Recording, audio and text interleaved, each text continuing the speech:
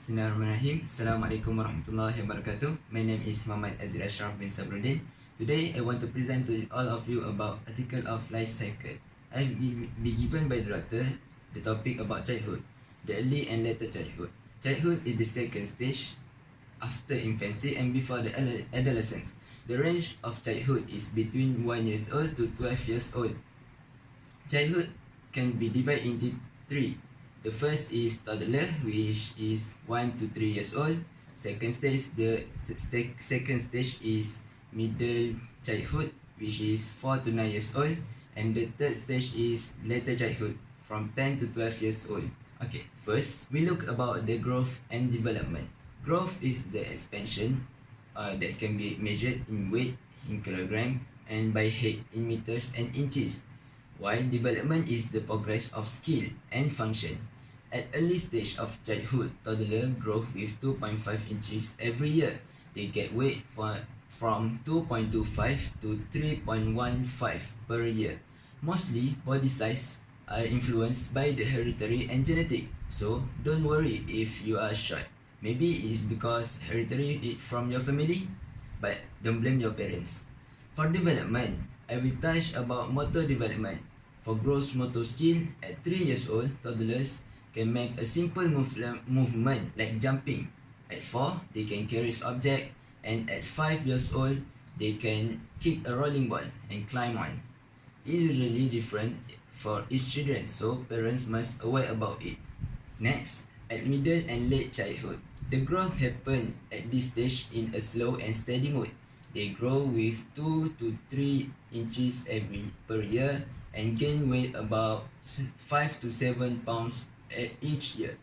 Their muscle mass and strength also will increase.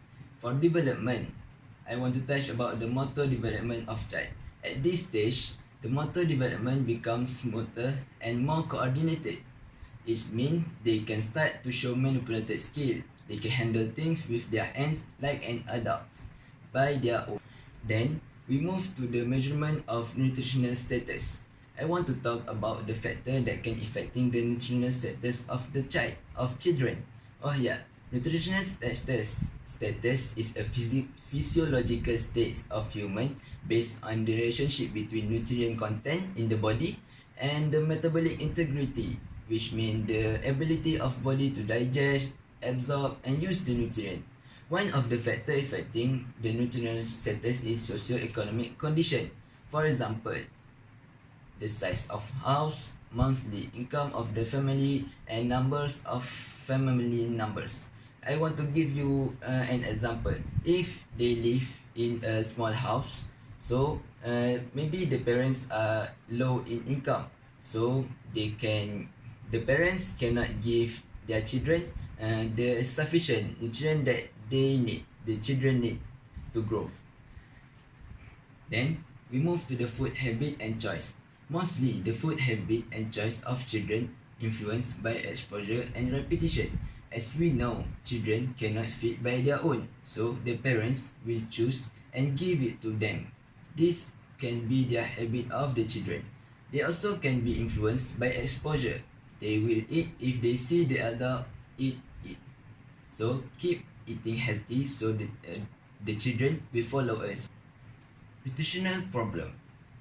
The nutritional problem that I want to highlight is overweight and obesity.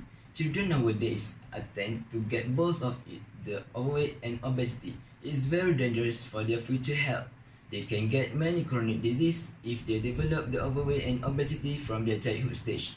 Based on statistics, Malaysia are in the top 3 countries with the high percentage of obese children in Asia. It is very dangerous. This data we cannot be proud with. We must change the norms so the children will grow healthily for their future.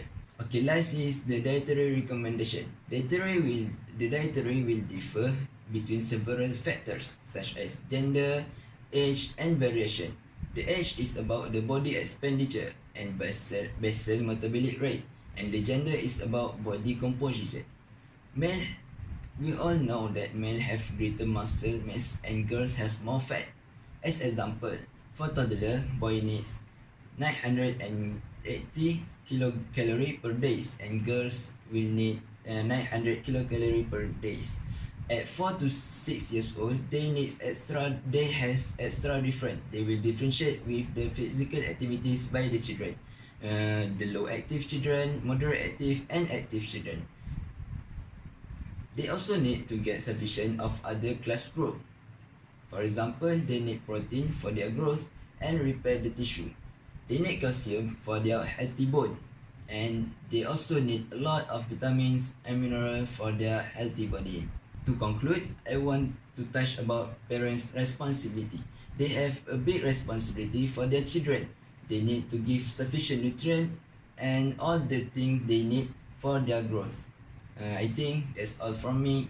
Thank you.